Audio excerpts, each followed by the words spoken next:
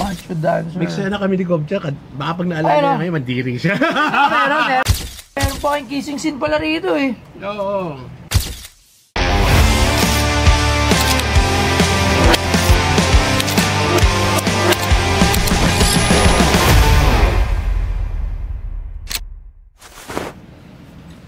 Ano si Idol? Hi. I'm Joy. Hello po. Hi. Mostoyo. William Lorenzo po. Sir, maraming salamat po. William. Good afternoon, good afternoon. Magandang hapon po. Yes, sir. Idol. Hi. Isa na namang artista. Kapita-pitagan. Mga artista, mga magagaling na artista. Wow. Anong dahilan at napasadya kayo dito sa aming munting tindahan? Kasi ganito, Mostoyo. Hindi ko sayang yung oras mo. Gusto kong hihingal pa ako kasi gusto ko sa'yo idolo kita Dapat patone-down mo muna ako Sige sir, relax. Gusto ko mabuhay yung alaala ni Direk Lino Broca. Uy, Direk Lino Broca. Yeah. Siyempre. World-renowned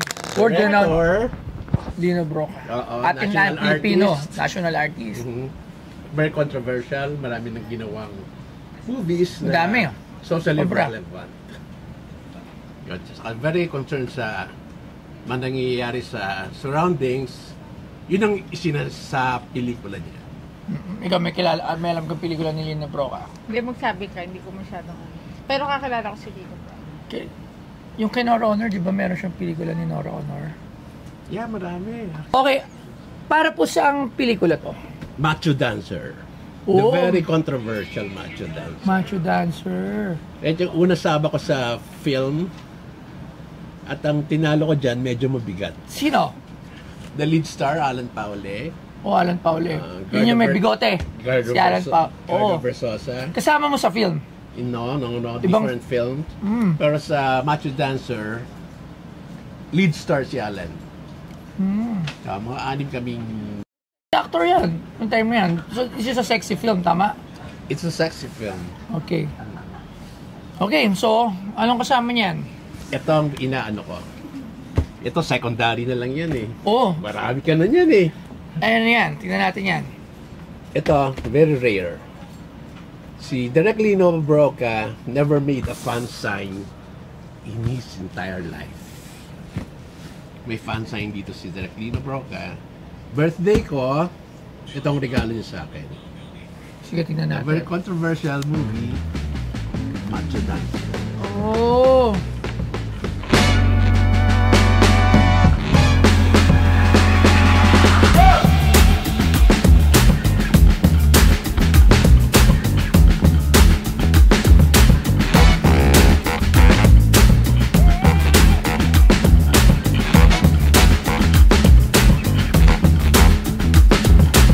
Si Lino Broca ay isang kilalang direktor at producer ng pelikula mula sa Pilipinas. Ipinanganak siya noong Abril 3, 1939 at pumanaw noong Mayo 21, 1971.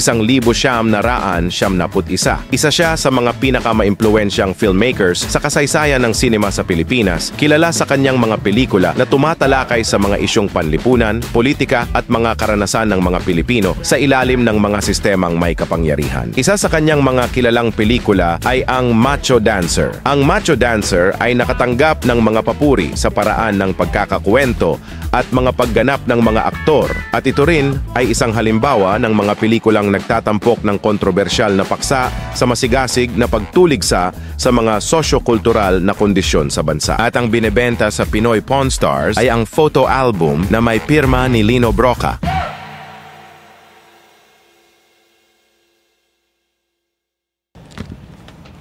Here's the fan sign. Sa Tagumpay, Lino Birthday Broca. Kaya maraming memories to sa akin Birthday mo to?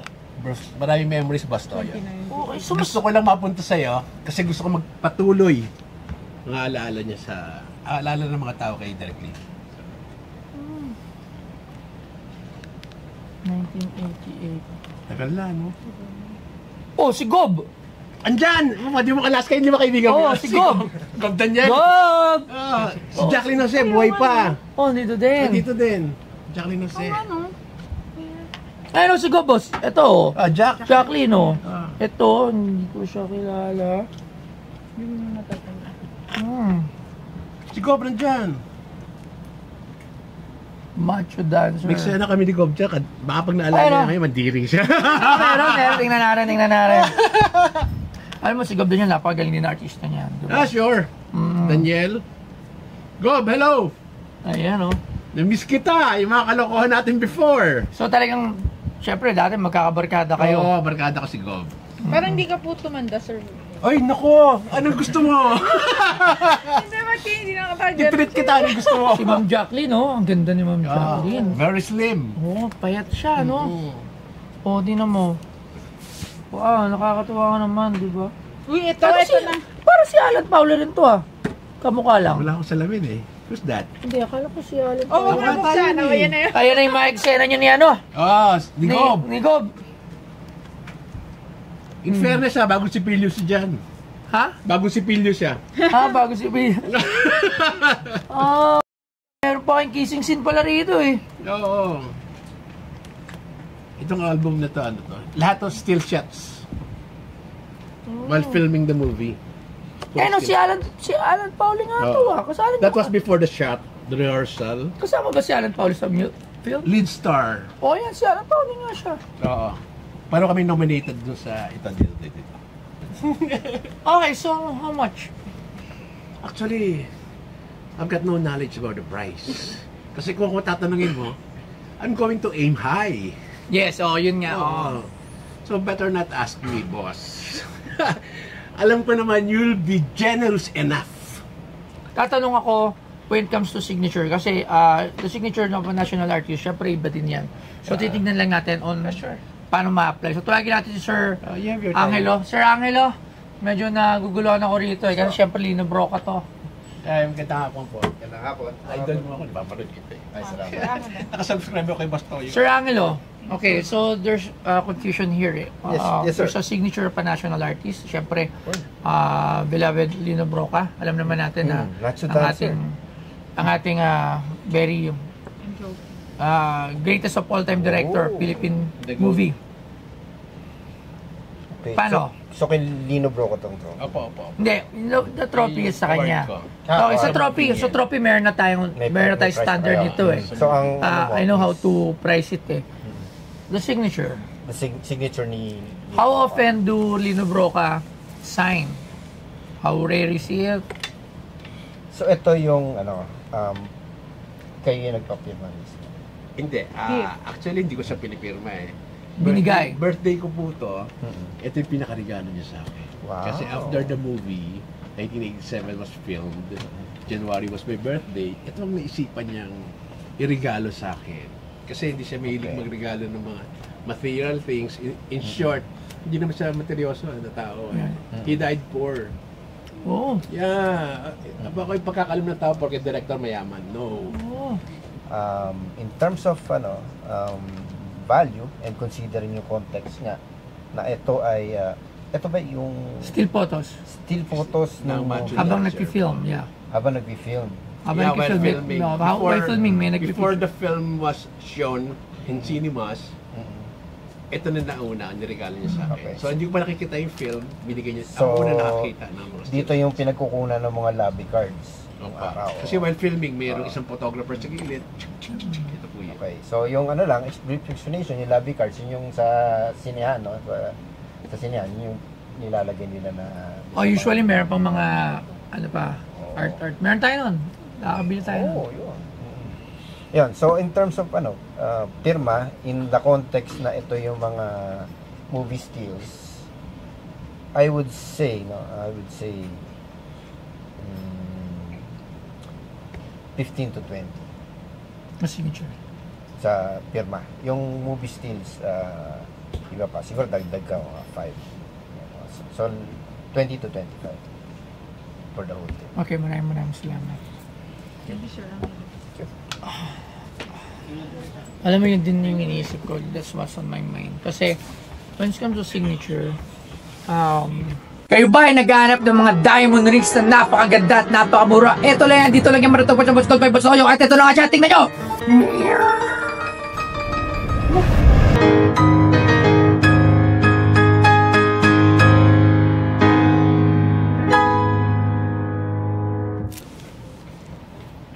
hindi siya talaga nag-release na sobrang taas. Unless, Rizal Signature. Rizal Signature, may nakita ko sa isang exhibit. Parang nabili niya ata ng 700,000. It's just Rizal Signature. So, it may vary. So, di ba? Pero kung dito sa dalawa, siguro, the farthest that I could go around, gano'n na? Sabi nila, 100. 100. The farthest. 110.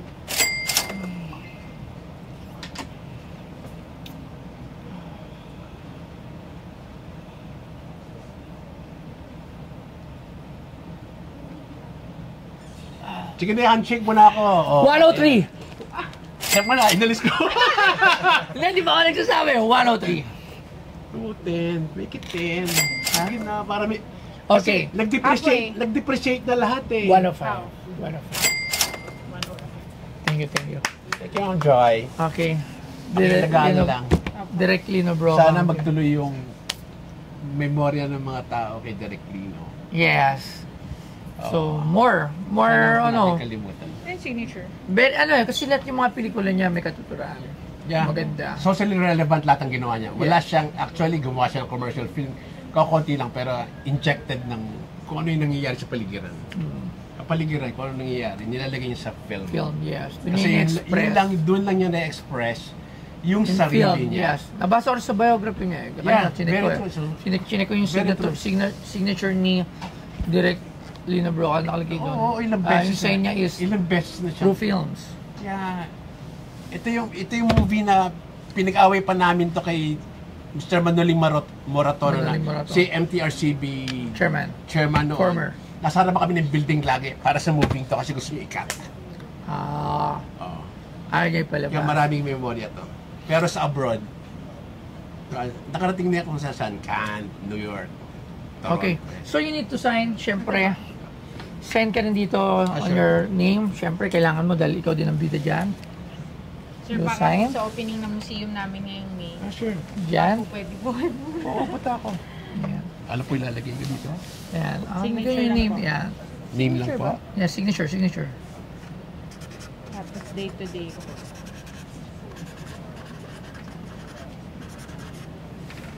Nag-artista rin po anak niyo po, sir. Hindi po. Nag-aaral po eh. April 15.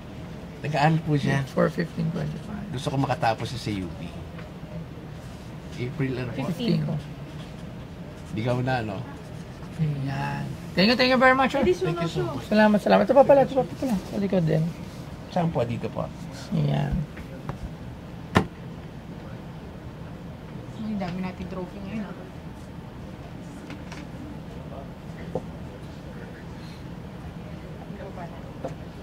Ah. Ito, Boss Toyo, hindi mo na kailangan pa-restore to. Binigyan ko ng time para pa-restore. Yeah. Thank you so Thank much. you very much. Thank you so Salamat. much. Thank Thanks you for po. your time. Thank you, sir.